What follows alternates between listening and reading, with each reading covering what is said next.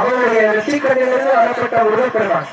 இதோ இதோ கஜமுகாசுரன் என்று சொல்லக்கூடிய அவருடைய ஆணவமே வடிவமான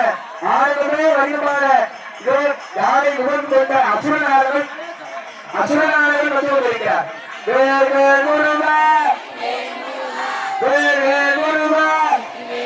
வெற்றிவேல் வெற்றிவேல் வெற்றிவேல் வெற்றிவேல் வெற்றிவேல் வெற்றிவேல் வெற்றிவேல் வெற்றிவேல் வெற்றிவேல் வெற்றிவேல் வெற்றிவேல் வீரவே வெற்றிவேல் வீரவே வெற்றிவேல் வீரவே கந்தனுக்கு கடம்பனுக்கு இரும்பலுக்கு அரோகரா அரோகரா. சாமி பாருங்க சிரிச்சுட்டே சந்தானம் பண்றார். அவருடைய முகத்தில ஆக்ரோஷம் போய் வாழ்ந்து போது இருக்கக்கூடிய ஆக்ரோஷத்தை விட வந்து கொண்டிருக்கிறார் அசுரன். ஆணவமாகி அசுரனை சந்தாமுகாசுரன் என்னுடைய ஆணவத்தின் பொருட்டாக தீமையின் பொருட்டாக கருமத்தோடு ஆடி கொண்டிருக்கிறார். முருகப்பெருமான் பாருங்க எவ்வளவு சிரிச்சுட்டு இருக்கார். ஏன்னா அவர் பார்த்தா பொழுது அசுரனாக சந்தானம் பண்ணிடுவார். நமக்காக நம்மளுடைய ஆணவத்தை அழிப்பதற்காக இங்கு எழுந்திருந்திருக்கிறார். அவ்வளவு அருமையாக சிவப்பு நிற வஸ்திரம் சாற்றப்பட்டு முருகப்பெருமாள் எழுந்திருக்கிறார். வெற்றிவேல் முருகனுக்கு வீரவேல் முருகனுக்கு ஞானவேல் முருகனுக்கு பட்டவேல் முருகனுக்கு அரோகரா அரோகரா அரோகரா அரோகரா. வேல்வேல் முருகா வேல்வேல் முருகா. கந்தனுக்கு கடம்பனுக்கு இரும்பனுக்கு இவன் வந்து கொண்டிருக்கிறார்.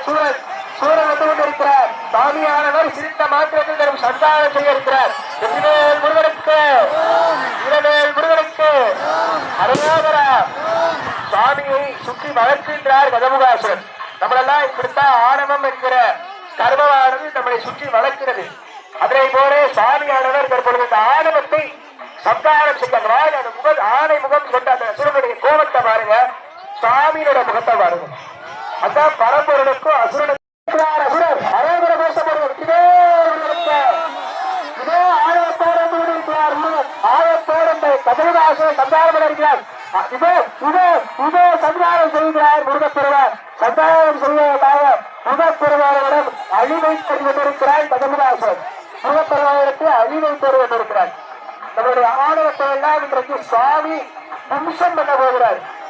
எவ்வளவுதான் ஆணவமாக இருந்தாலும் இருக்கிறார் சுவாமியுடைய இதோ சந்தானம் செய்கிறார்.